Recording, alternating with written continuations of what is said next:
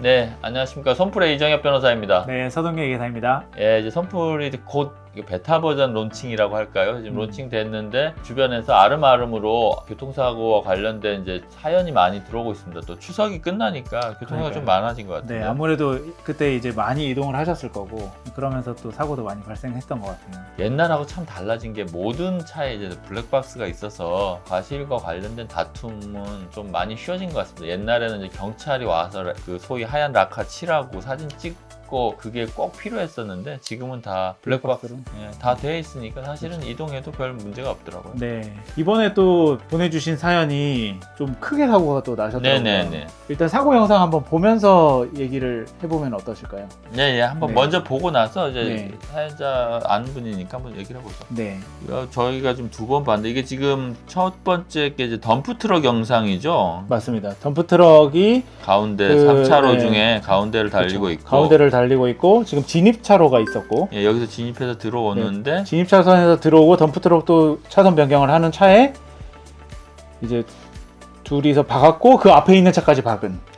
그래서 지금 그 다음 영상을 보면 그 다음 영상은 모하비. 가만히 있다가 받게 된 모하비. 모하비 가운데 이게 앞에 차량을 보면은 빨리 멀어지잖아요. 모하비가 되게 늦게 갔어요. 맞아요. 사실. 네. 그래서 늦게 가서 한번 지금 변호사님한테 전화를 걸어서 이게 상황이 어떻게 됐는지를 한번 좀 들어볼게요. 네. 회장님.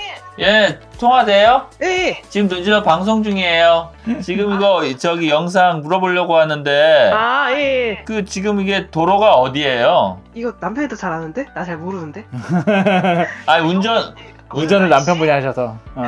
그러면은 지금 제가 보기에는 이제 영상을 보니까 양쪽이 이제 한 차 가운데 차선으로 양쪽에서 들어왔는데 어쨌든 이제 뒤에서 덤프트럭이 들어온 거라 가지고 그래서 아마 지금 같이 들어왔다고 치면 5대5인데 조금 더 빨리 들어왔다고 해서 6대4 이 정도로 지금 보험사에서 연락이 왔다는 거죠. 아, 처음에는 그 덤프트럭도 자기 거실이 100%라고 인정했었고 그러니까 저희가 이제 들어온 상태에서 뒤에서 박았기 때문에 네. 예, 그래서 다들 그냥 덤프트럭이 과실이 100%라고 생각하고 있었는데 영상을 보니까 애매하네 하다가 6대4까지 내려온 거예요. 그게 지금 뭐 잠시만 그 남편 왔어요 지금. 안녕하세요. 저 이정엽 변호사입니다. 예, 변호사님. 예, 안녕하세요. 아, 네네. 이 방송 중인데 간단하게만 좀 여쭤볼게요. 네네네네. 그 지금 들어오실 때 이제 운전자 입장에서는 저쪽에서 그 덤프트럭이 들어오는 거를 예측할 수 있었어요? 저는 없었죠. 왜냐면 차선을 보시면 저는 거의 끝선이거든요. 그때까지도 차가 들어온 게 없었어요. 그걸 보고 들어갔다라는 얘기를 반증할 수 있잖아요. 그러니까 거의 끝부분, 진입로 끝부분에 들어왔을 때까지도 이상이 없구나. 그 앞에 그 노란색 트럭이 지나갔고 그것까지 계속 끝까지 보다가 이제 진입을 해야 되겠다 해서 저는 들어간 거였거든요. 그 덤프트럭은 네네. 덤프트럭도 좀 명확히 안 나. 덤프트럭이 뒤에 서 있으니까 물론 이제 볼 수 있었는데 덤프트럭이 좀 속도가 좀 많이 난 거 아니었어요? 저도 그렇게 예상하는 게 뭐냐면 그 덤프트럭 운전기사가 뭐라고 했냐면 그 앞차 모하비 차량이 너무 늦게 70에서 80km를 가고 있어서 이 차를 추월하려고 그렇죠. 자기는 추월하려고 진입하고 있었다 이렇게 이제 주장을 하는데 그렇다면은 최소한 그 모하비가 80km, 70에서 80은 달렸다는 얘기고 모하비 차량은 제가 못 들었어요 얘기는. 그러면 그 차량은 그걸 추월하기 위해서 그 이상의 속도를 냈다라는 거죠. 거기서 갑자기. 실제로 차량을 보면 그 모하비 차량하고 되게 가까이 붙어요. 그러니까요. 이제 보고 사실 모하비 앞에 차량이 또 모하비랑 빨리 멀어지긴 하더라고요. 그래서 조금 늦게 가서 아마 추월하려고 한 게 아닌가 이렇게 생각은 드는데 본인도 인정은 했습니다. 그건 근데 녹음은 안 됐잖아요. 인정한 녹음했습니다. 녹음했어요. 그럼 그 부분에 대해서도 좀 자료를 제출할 수 있는데 이게 지금 보험증권 자차도 들으셨어요? 지금 들으셨구나. 그러면 일단 뭐 보험료 할증이 얼마가 될지를 이제 과실이 생기면 그걸 위해서라도 또 일단 과실 비율은 줄이셔야 되고 과실에 따라서 이제 치료받고 이제 보상하는 거에 대해서는 저희 서비스에서 좀 빠르게 진행해 줄 수 있도록 그렇게 해보겠습니다. 아이고 고맙습니다. 아니 뭐 제야 고맙죠. 이게 지금 아무튼 뭐 오늘 간단하게 이제 사연자 영상으로 좀 나갈 텐데요. 그거 보시고 저희가 영상으로 좀 자세한 설명 좀 추가로 드리겠습니다. 네, 알겠습니다. 예, 감사합니다. 네.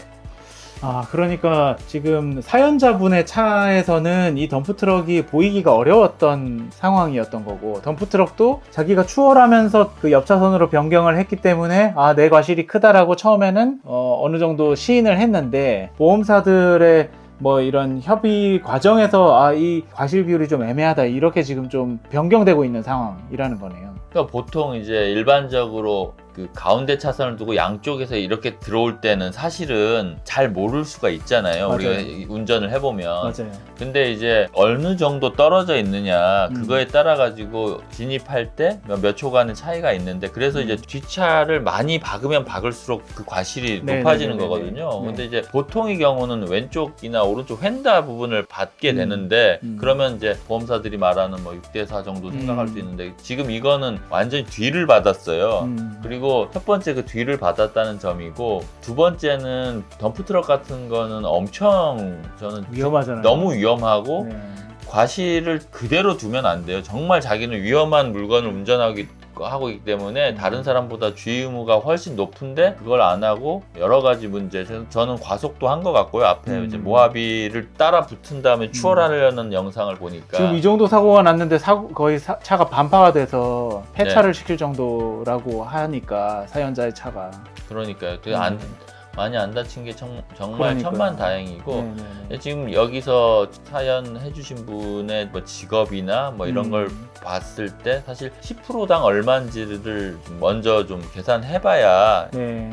예컨대 뭐 100만 원 미만으로 이렇게 막 10%가 늘어도 100만 원 받는 거 끝나면 네, 그건 그게 뭐 과실 비율을 많이 다툴 필요가 없는데, 이제 되게 커진 부분이나 음. 아니면은 지금 이제 말이 안 되는 게, 이제 덤프트럭은 운전자는 입원을 하고 지금 우리 사연자는 더 많이 지금 사고 상했는데 지금 업무가 바빠서 통원을 하고 있는 상황이에요. 그러니까요. 그래서 이런 부분을 저희가 법률적인 뭐 협상 대리를 통해서 보험사하고 협의를 하고, 만약에 안 되면 조정이나 소송까지도 가야 되고, 그리고 뭐 보험 증권을 추가로 좀 조사를 해봐야겠지만, 변호사 보수를 상대방 가해자에 대한 보수, 그 소송을 해야 될 필요성이 있을 때 그것도 어느 정도 금액에서 커버해주는 보험일 수도 있거든요. 그래서 그걸 좀 사실 지금 사연자분도 그 뭐 이걸 알아보실 수 있겠지만, 그걸 알아보는 것보다 맡기는 게 훨씬 더 간편하게 대응을 할 수 있으니까 저희 서비스를 또 이용하시는 거 아니겠습니까? 보통은 입원을 해야 되는데도 불구하고 너무 이제 바쁘시니까 통원까지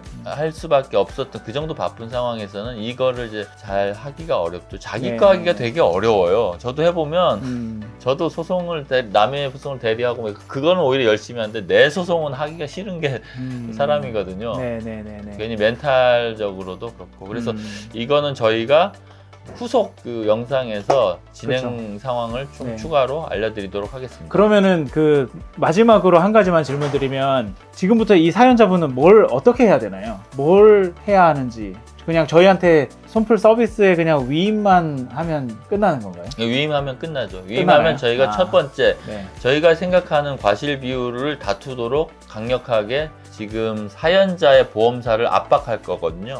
그러면 지금 이 덤프트럭의 보험사하고 사연자의 보험사가 서로 주장을 엄청 하면서 이제 그 과실 비율을 합의를 하는 거예요. 안 되면 결국 보험사끼리도 소송을 할 수밖에 없고, 금액이 크면 그렇게 할, 첫 번째 그 과실 비율 문제가 있고요.